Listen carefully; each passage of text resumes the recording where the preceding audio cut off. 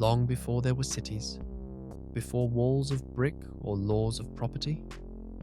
A spark flickered in the human mind, not of fire, but of comfort. That spark was shelter, not just protection from storms or beasts, but a space we could call ours. This is the story of how, for the first time, we stopped merely surviving and began to build a place to belong. Chapter 1: Night Without Shelter. Imagine the first nights under open sky. We cowered when the wind howled, huddled among ruins or in hollow trees when predators prowled. Shelter was instinctual but temporary. A rocky outcrop, a fallen tree. But those who stayed in the open risked death every night. Yet within that challenge, a longing formed. A quiet hunger for warmth, for safety, for a place that was ours. That longing ignited creativity. Chapter 2: Discovery of Shelter. The first real shelter wasn't made, it was found. A cave, dry and hidden. Inside, footprints from rain washed away. Inside, predators missed hunting that path. Someone dared stepped in. Inside was a sanctuary. No bone-cold wind, no roaring shadows. He stayed, and others stayed with him. For the first time, humans stayed in place after dark, and the seed of hope took root. Chapter 3: Building, not just finding. As more humans joined, caves filled. Space got cramped. The idea emerged. Why wait on nature when we can shape it? So sticks were propped, leaves crafted to thatch, mud patched gaps.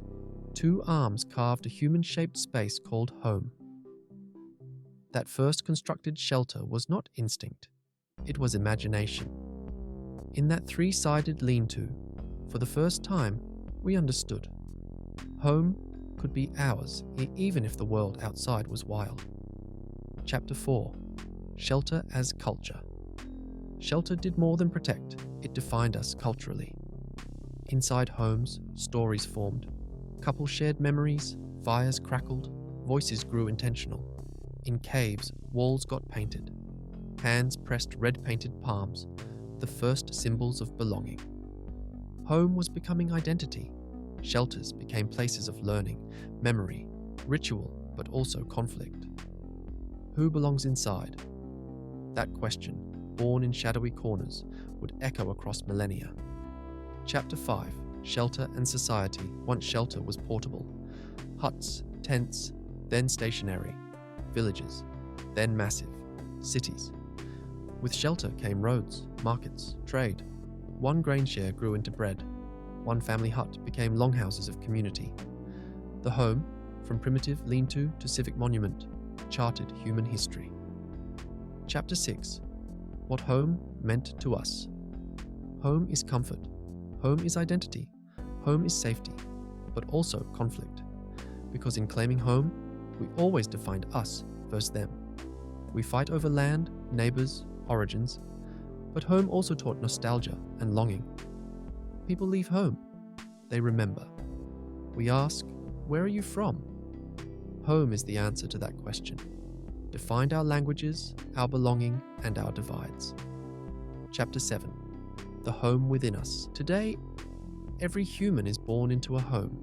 Modern, ancient, some are built, some are shelters of memory.